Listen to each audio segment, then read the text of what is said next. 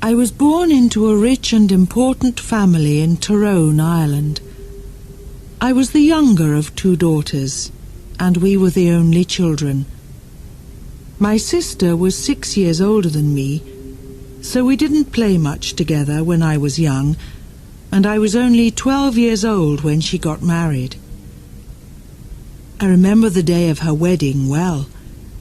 Many people came, all of them laughing, singing and happy. But I felt sad when my sister left with her new husband, Mr. Carew.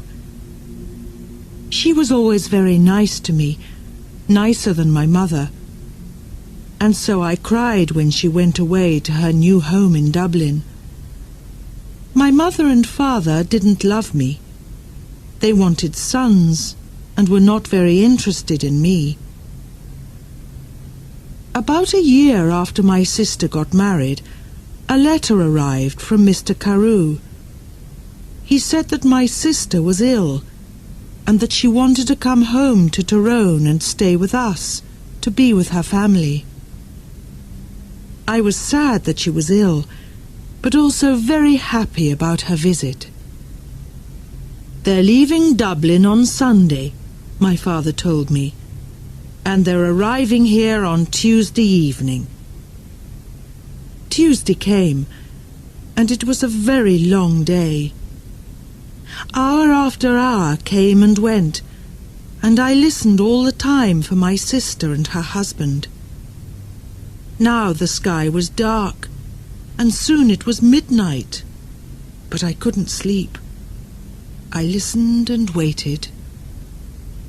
Suddenly, at about 1 o'clock in the morning, I heard a noise far away. I ran out of my bedroom and down to the living room. "They're here! They're here!"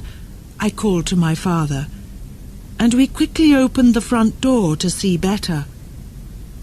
We waited there for a few minutes, and we heard the noise again. Somebody crying far away in the night. But we saw nothing. There were no lights and no people there. We went outside, waiting to say hello and to help my sister with her bags. But nobody was there. Nobody came. I looked at my father, and he looked at me. We didn't understand. "I know I heard a noise," he said. "Yes," I answered. "I heard it too, Father. But where are they?"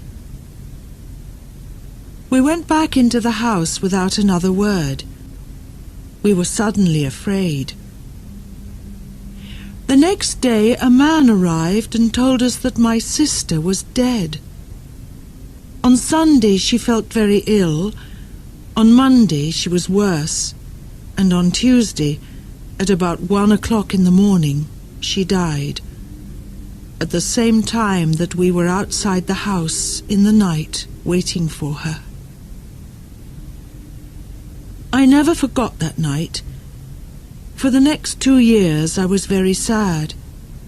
You could say that I stopped living. I didn't want to do anything or speak to anyone. Mr. Carew soon married another young woman in Dublin, and I felt angry that he forgot my sister so quickly. I was now the only child of a rich and important family, so before I was 14 years old, men started to visit our home. They wanted to meet me and perhaps to marry me. But I didn't like any of these men, and I thought I was too young to be married. When I was 16, my mother took me to Dublin. "Dublin is a big city," she said. "We're going to meet richer and more interesting men than the ones back home in Tyrone. We can easily find you a good husband in Dublin." In Dublin I began to be happier. I met a lot of friendly people, and I went dancing every evening. A lot of young men came to speak to me and asked me to dance. I liked talking to them. I started to live and laugh again, and I didn't think about my dead sister all the time. But my mother was not so happy. She wanted me to find a husband quickly. One night, before I went to bed, she came into my room and said, "Do you know Lord Glenfallen?" "Oh, yes," I answered. "He's that ugly old man from Cahagilla."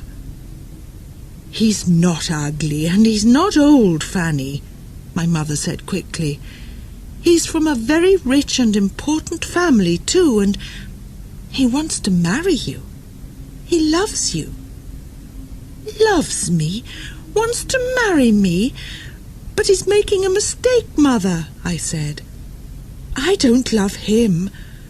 I can't marry somebody I don't love." "Think about it, Fanny," my mother answered quietly. "He's a good man, and he wants to marry you. You're a very lucky young woman." My mother left the room, and I sat quietly for a long time. Lord Glenfallen was a nice, friendly man, I thought. I didn't love him, no, but I did like him. He always talked about interesting things. I never felt happy at home with my mother and father, but I always felt better when I talked to him. The next morning, when I saw my mother, I said only one word: yes.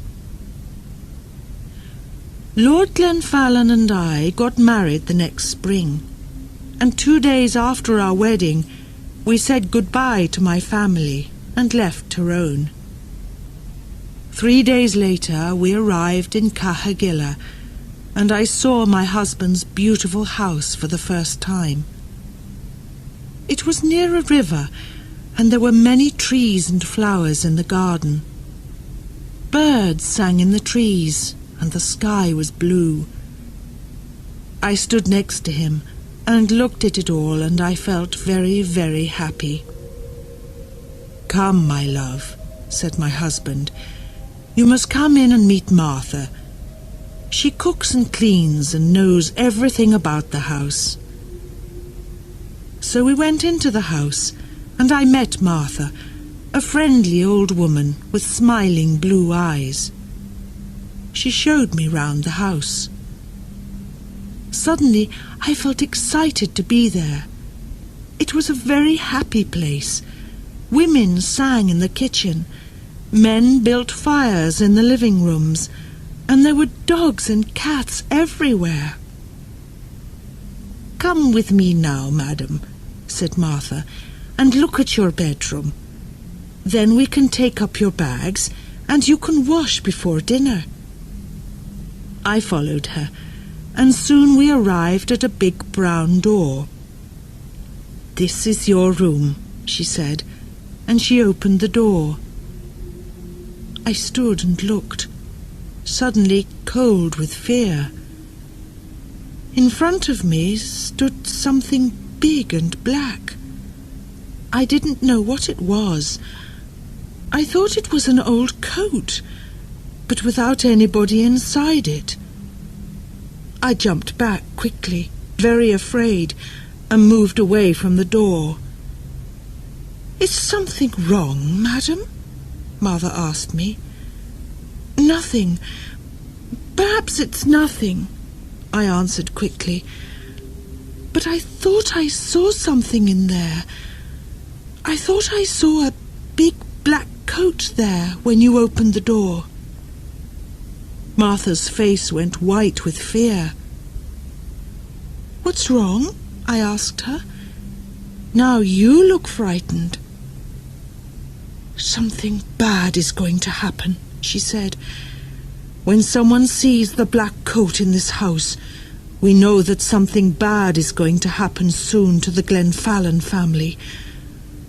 I saw the black coat when I was a child, and the next morning old Lord Glenfallen died.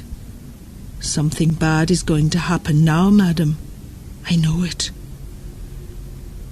We went down to have dinner. I felt unhappy and afraid, but I didn't say anything to my husband about the black coat. I wanted to forget about it and be happy again. The next day, Lord Glenfallen and I went for a walk together to look round the house and gardens, because I wanted to know my new home better. "I like this house and all the people here," I said, "and I'm happy to be here with you.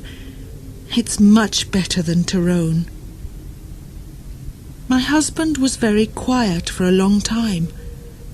He walked with his head down, thinking. Then suddenly he turned to me, took my hand and said, "Fanny, listen to me. Listen carefully. There's something I must ask you. Please, only go into the rooms in the front of the house.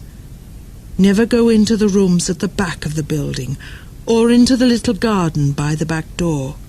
Never. Do you understand me, Fanny?" His face was white and unhappy. I understood his words, but I didn't understand why he was suddenly a different man. Here at Cahagilla, he never smiled or laughed any more. Perhaps the back of the house was dangerous, I thought, but he didn't want to talk about it any more. We went back to the house without speaking, and again I tried to forget his words and to be as happy as I was before. It was about a month later that I met the other woman for the first time. One day I wanted to go for a walk in the gardens. It was a beautiful day, and I ran up to my room after lunch to get my hat and coat. But when I opened the door of my room, there was a woman sitting near the fire. She was about 40 years old, and she wore a black coat. Her face was white, and when I looked closely, I saw that her eyes were white too. She was blind. "Madam," I said, "this is my room. There is a mistake." "Your room?" she answered. "A mistake? No, I don't think so. I don't think there's a mistake. Where is Lord Glenfallen?" "Down in the living room," I said. "But who are you, and why are you here in my room?" "Tell Lord Glenfallen that I want him," was all she said. "I must tell you that I am Lady Glenfallen, and I want you to leave my room now," I said. "Lady Glenfallen, you are not," she cried, and hit my face very hard. I cried out for help, and soon Lord Glenfallen arrived. I ran out of the room as he ran in, and I waited outside to listen at the door. I did not hear every word, but I knew that Lord Glenfallen was very angry, and the blind woman was very unhappy. When he came out, I asked him, "Who is that woman, and why is she in my bedroom?" But my husband didn't answer me. Again his face was white with fear. His only words were, "Forget her." But I did not forget her, and every day it was more and more difficult to talk to my husband. He was always quiet now, always sad and afraid. He sat for hours looking into the fire with his unhappy eyes, but I didn't know why, and he didn't want to tell me. One morning after breakfast, Lord Glenfallen suddenly said, "I have the answer. We must go away to another country, to France or Spain perhaps. What do you think, Fanny?" He didn't wait for my answer, but left the room very quickly. I sat and thought for a long time. Why must we leave Cahagilla? I didn't understand. And I didn't want to go too far away from my mother and father in Tyrone. They were old now, and my father was sometimes ill. They didn't love me very much, but I wanted to be near them. I thought about it all day, and I didn't know what to say to my husband when he arrived back in the evening and came in to dinner. I said nothing. After dinner, I was very tired, and I went up to my bedroom early. I wanted to have a good night's sleep and think about it all again the next day. I closed my eyes and went to sleep. But I did not sleep well, because I dreamed of the black coat. Suddenly, I woke up.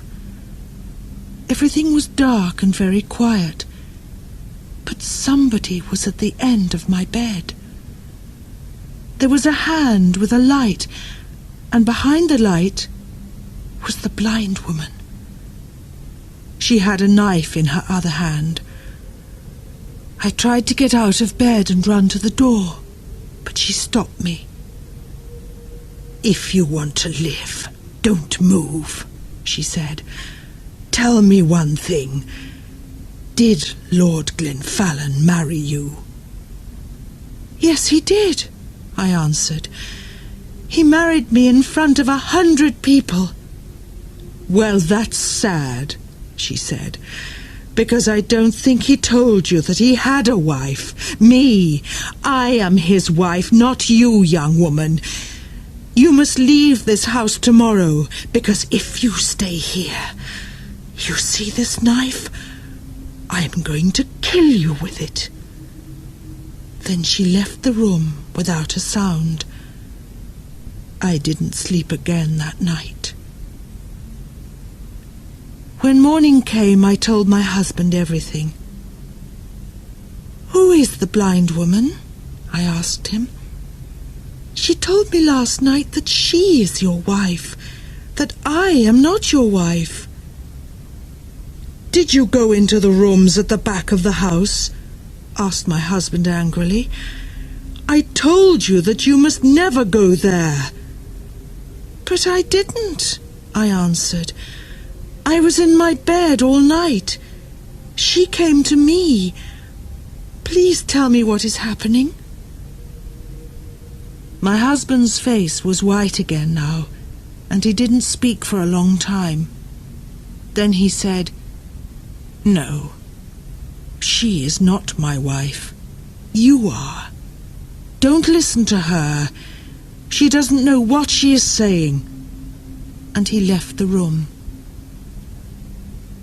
I ran to find Martha. I didn't like this house anymore. My husband was a difficult man, and I didn't understand him.